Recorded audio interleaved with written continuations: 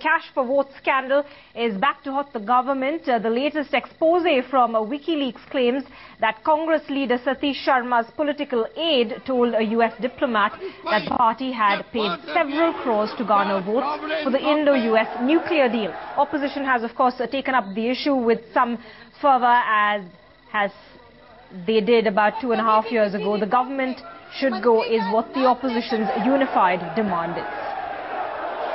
To remain in the chair. दो chest में भरे हुए पैसे वो बैग अमेरिकन एम्बेसी के कर्मचारी को दिखाकर कह रहे थे, बता दो अपनी सरकार को हम ये पैसे देकर सांसद खरीद रहे हैं। मैं पूछना चाहती हूँ, ये सरकार की दादागिरी का प्रदर्शन कर रहे थे या अपनी बेहयाई का?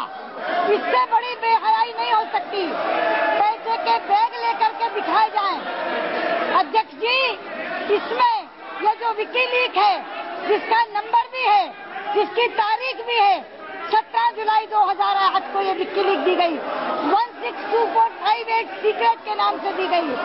इसमें मंत्री का नाम है, मंत्री के सहयोगी का नाम है, मंत्री जिनके करीबी है उन नेताओं का नाम है। मैं आपसे कहना चाहती हूँ, ये सरकार उन लोगों को जो ये काम कर रहे हैं उनको पद्म भूषण से नवाजती है। अध्यक्ष जी, इस सरकार पर पुराने 3 महीने से लगातार चोट पर चोट हो रही है, मगर ये एक ऐसे हथौड़ी की चोट है जो ये सरकार नहीं सहेगी। ये सरकार शासन करने का नैतिक अधिकार खो चुकी है। अब इस सरकार को एक क्षण भी अपने पद पर बने रहने का अधिकार नहीं है। प्रधानमंत्री को यह आना चाहिए और अपने इस्तीफे की घोषणा करनी चाहिए। It is not possible for the government to either confirm it or deny it because they enjoy the diplomatic immunity.